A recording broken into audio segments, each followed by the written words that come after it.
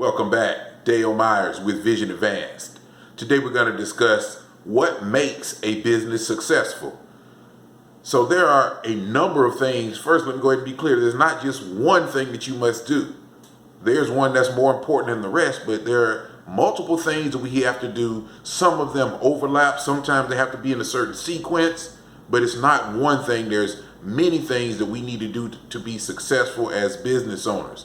Now, word of caution, you guys new to this, you small business guys that are doing your first or second startup, this applies to you too. There was a time in my life when I told myself that it was different, I'm better, I'm smart, I ain't got to do this. And I had different levels of success. But once you've done this thing, you're really trying to grow, you understand that, well, yeah, you may have had some success, but the reason you didn't explode was because some of the pieces were not in place. So, having said all of that, these are some things that we must make the time to do. The first one, and I would say the most important one, and we've talked about this in several videos before, focus. You must have focus as a small business owner. You must have focus being the president, CEO of a large corporation. What is your business focusing on? What real business are you in? Who is your customer? So the word focus encompasses a lot, but that means we have to do enough research to know exactly who and where, who to focus on and where our focus needs to be. Next point, number 2, directly related to that, you must be customer oriented. You must go out and talk to your customer. You must identify your ideal customer. You must segment your market. Everyone is not your customer. You must become customer oriented. You must identify the who, the where are they, what exactly do they really want, what don't they care about. These things are important. How do I reach them? When do I reach them? Is it seasonal? Or how fast do they want it? Is that a real concern? All of these things you must answer. You must answer. The more you know about your customer, the more your business is set up for success. I would say that's probably the second most important thing. That's an opinion, but that one is huge. If you don't know your customer, you're really missing out on significant opportunities. Now, directly related to that, knowing your customer, the third thing is you must be mission oriented, which means you need a mission statement. I did a video a couple days ago about the importance of a mission statement. Most of us don't have one. It's not about, oh, I have a mission statement, so let's just put it on the wall. No, it's about the mission statement outlines our focus. It tells us who we're serving, where they are, all those things we just talked about the customer oriented stuff. The mission statement encompasses that. All right. So this is all in the context of having a vision for the organization. And this is now we're talking about the business strategy. Now that I know all about my customer and I have my mission statement, now we're putting this in a business strategy in which we have to make tough choices. We choose a position in the marketplace. Are we the low-cost provider, the high-end provider, the high-end differentiator, low-cost differentiator? Where are we in the marketplace? You must make a decision, particularly you small business guys. Resources are scant and few. We can't try to hit everything. We need to segment our market. We need to be clear, focused. Your business strategy outlines that focus. It encompasses your vision, your mission, knowing exactly who your competitors are, how you're going to reach them, all these other things. Again, we've talked about those in several videos, and we have a couple more we'll do coming up. All right.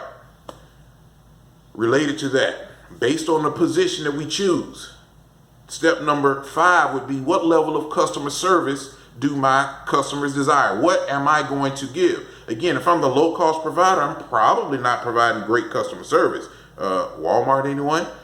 But if my thing is I'm high-end and customers are all that matter, then, I'm a little higher up on the food chain, okay? So meaning I'm going to give more customer service level. So the level of customer service in all businesses should have some, but so you need to define the level of customer service, because again, it takes you some time to provide that customer service. So you have to account for that time, that labor cost within your financials, and we're going to get there soon. Next up, number 6, product development, R&D, research and development, your innovation. Again, this is based on your strategy, based on your chosen position. If you're a differentiator, you're probably going to have a high level of innovation within your company. That means you're going to be constantly researching and improving your product, your service. You're going to be refining. Whereas if you're the low-cost provider, you're probably not going to innovate a whole lot. Although that's not true. You may innovate in terms of your logistics, the way you deliver things within your supply chain. So, you can argue that Walmart is sort of innovating their supply chain. Amazon is certainly doing that. So again, your product development and research, all of that other stuff. All right, number 7. So we've been talking about all these things flow from the business strategy. Next up is market strategy. Your marketing can only come after you've identified your business, your core business strategy. Once you've outlined that, you know how you intend to position your product. Now we can go through the 4 P's of the marketing mix. Again, we've done a video about that. I will include that in the description below. Your product, your price, your position, and your promotion. How are you going to promote it? And we went and did the 6 P's, but all of these things, the marketing mix, it all stems from business strategy. This is why the strategy comes first. All right, business strategy before marketing strategy. And related to that, now that I have the marketing strategy, how I'm going to position my product and make it so my customers are raising their hand and excited about what I have to offer. Now I need a sales strategy and a process. We don't just go out and, hey, Mr. Customer, here's my product, bye. No. We have a process, and again, we search the channels. We've done about 4 sales videos to this point, more are coming. But you need a sales process. Do not leave this to chance. You can have all the customers in the world, but if you don't understand sales, don't know how to talk to customers, don't know how to listen to customers, you're going to lose a lot of sales. All right, that was number 8. Related to that, financial controls. We have to do sales forecasts. We need to do our business pro formas. Your pro formas are just basically shows your return on equity, your assets. Basically, it's how we make sure that we're approaching profitability or at what point we're going to break even. All these other things, you must do these. I know some of you didn't like math in high school. You know what? Get over it. I love you enough to be straight with you. You have to get over that. You must sit down, develop your break-even point, overestimate on your costs because you're going to have cost overruns. But you have to have tight financial controls. That is a must. All right, that is number 9. Number 10. And this isn't in any particular order, by the way, because this one here, it has to be on the front end. Visionary leader. The leader of the organization must be a visionary because you sit right here. But where you are, even if today you're doing well, it's not good enough to sit here to stay here. So we need to be forward thinking into the future. So the visionary must set the course for the desired future, including the strategy, and the strategy makes up detailed plans of exactly how we're going to get there. It's not enough to say, I want to go here. Well, no. Okay, what is the plan? What exactly do we need to do? What time frame? Who's going to do it? That's the job of the visionary leader. And again, we've done a video about that one, and I highly recommend you check that one out. Related to the visionary leader, because again, entrepreneurs are linked to leaders. Entrepreneurship and leadership are tied together. You must be an influential leader. Now, this is true even if you're a solopreneur, if you don't have employees, because guess what? Your dreams require the buy-in of other people. You aren't going to do it all by yourself. You have to sell to customers. You have to talk to customers to identify, are they in fact a customer? Are they your ideal customer? You have to maybe need to talk to suppliers. So again, you must develop yourself as an influential leader to influence people to help you. So more about that later. Number 12, that was number 11. this influential leader, the visionary leader that put together the strategy. Part of the strategy is the culture and values. Technically, those should be two different ones, but we'll link them together. Culture and values. What does the company stand for? Even if market conditions crash, if everybody else disagreed with it, but you would still hang your hat on it today. The culture and values. The leadership team is responsible for that. All right, next up. Excuse me. This one is very high on the totem pole here. The people. Your hiring processes, or do you hire the right people that fit your culture? So first we have to identify the culture and the values, and that guides our hiring processes. I'm getting ready to go through a hiring frenzy myself, so I'll kind of make a few videos that document what I'm doing along the way, and we'll have some discussions about that. But the people that fit within your culture. The next one, step number 14, processes. People first, then the processes. We have to have the processes for the relevant stage of growth. Remember, there are 5 stages of business, or I shouldn't say stages of growth, but 5 stages of business. Your processes need to fit whichever stage you're in. Go back and watch that video. Number 15, risk. All entrepreneurs have risk. All business has risk.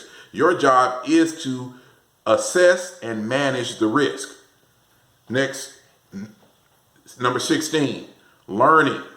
Learning in terms of growing your people within your organization, but also to sense and respond to competition and to failure within the marketplace. Remember, you're going to fail. Embrace it. Have a learning organization that quickly gets the information and moves forward. We don't penalize it. We grow through the failure. Closing up, number 17, leverage technology. Again, depending on your strategy, you're going to use it a little or a lot, but leverage technology to grow your business. You must be doing it. You must be intentional about within your organization, not organization, but within your chosen field. Pay attention to the trade magazines or trade websites, whatever you want to call it. But you need to be intentional about paying attention to what's going on, what technologies can give you an opportunity to lower your costs or increase your sales. And the last one, a team of advisors. This is number 18, a team of advisors. Now, this, in actuality, we talked about this before too. This could be actually an individual. It could be a formal or an informal relationship, but you need advisors to help you, to guide you. Don't make the mistake of being the smartest person in the room all the time. You need someone that can guide you. Sometimes it's a third party just bouncing things off. But having said all of that, guys, these are absolutely critical to your success, no matter what stage of business you're in. If you're just starting out, you're probably not going to have all these ducks in a row, but begin to outline them. Think about them. Think about them in your downtime. Turn off the TV. Think about these things and start writing them down. Put them on paper, and you're going to make mistakes. It's a process to get all these in place, and you're going to constantly be juggling them. But these are the things that make a successful small business. So I'm going to quickly run them down again. The first one was focus. The number 2 was be customer oriented. Number 3, use that customer orientation for a mission statement. Number 4, that mission statement is part of a business strategy. Number 5, the customer service level based on your strategy. Number 6, product development and innovation. Number 7, marketing strategy that flows from business strategy. Number 8, sales strategy that flows from business strategy. Number 9, tight financial controls. Number 10, a visionary leader. Number 11, an influential leader. Number 12, the culture. The leader sets the culture. Number 13, the people that must fit in the culture. Number 14, the processes that support the people. And number 15, the risk. We have to take and manage risk. Number 16, learning organization. Learn from our failure. Learn about the competition. Number 17, leverage technology. And number 18, advisors to keep us straight. Guys, take time to do the work. You will not be sorry. My name is Dale Myers with Vision Advance. Leave me a comment below. Let me know if you think I left some things off, or if you think this is a great list. I'd appreciate it. Share it with some of your entrepreneurial friends. This is a secret sauce. This combination is going to be the subject of a coming book that I'm in the early stages of working on, but this is pretty much it. You know, we may play with the order here, but this will get you there. My name is Dale Myers with Vision Advance. Take care.